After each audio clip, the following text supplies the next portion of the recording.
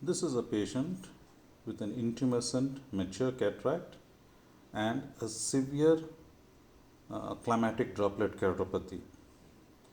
There is a mild pterygium, which I am not going to be handling at this point in time, and we will see how we went about this surgery.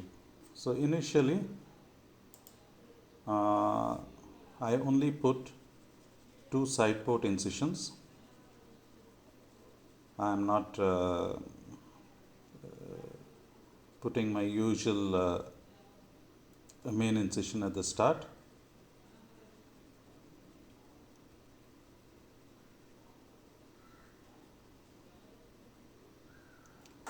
Then under air, I will be staining the anterior capsule with trypan blue.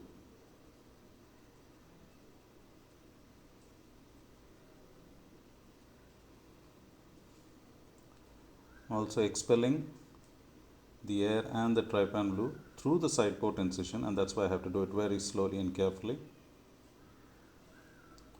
And now is when I decide, okay, I better put in my main incision as well.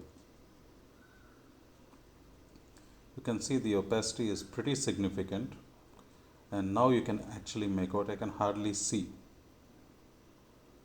However, I have gone ahead with my cystitome and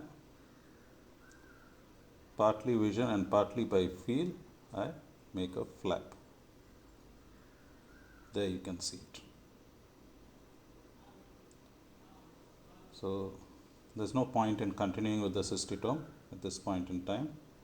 So after refilling HPMC within the chamber, I use a Euthreter forceps, and very carefully you have to basically make out the difference in the tint of that color to make out where your excess is.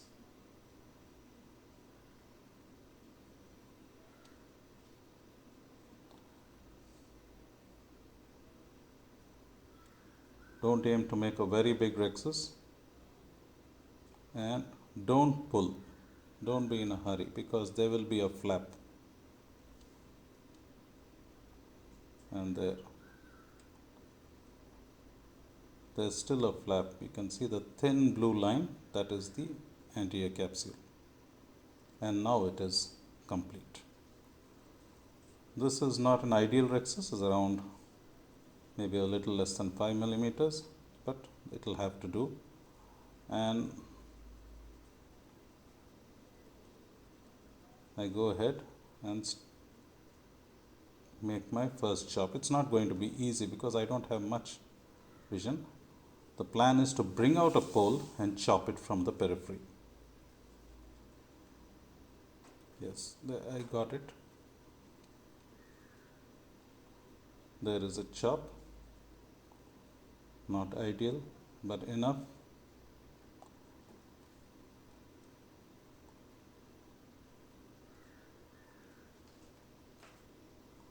And now I am just engaging different parts of this nucleus to rotate it out of the bag.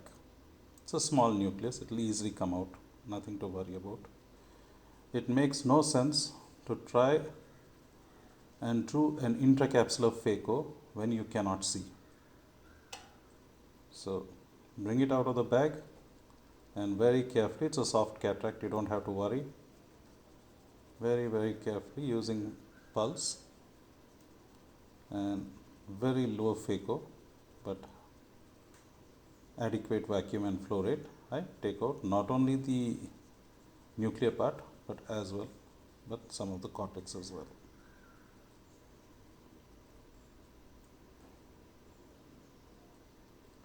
Then with the bimanual, I am carefully sweeping in the fornices where the peripheral cornea gives me a little better visibility. Whatever cortex I can tease out, I am happy to aspirate it in the anterior chamber.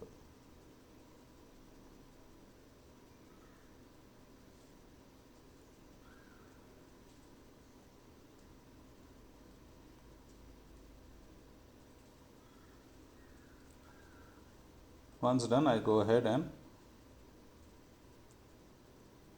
place my single piece foldable.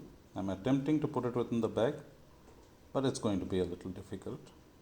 The rexus is small, as you remember, and yes, the leading haptic has gone in, but the trailing haptic is very much out in the sulcus, and this has to be dealt with. So I just engage the lens and I watch the haptic bend into the bag, and there it goes into the bag.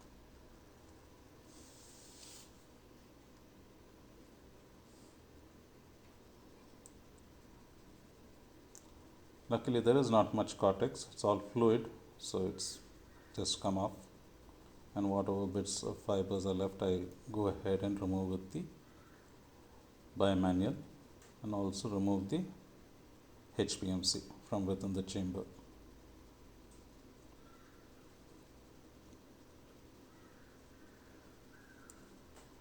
This video is mainly posted to show that sometimes we have to dynamically take decisions and not go according to the norm to handle cataracts in difficult situations.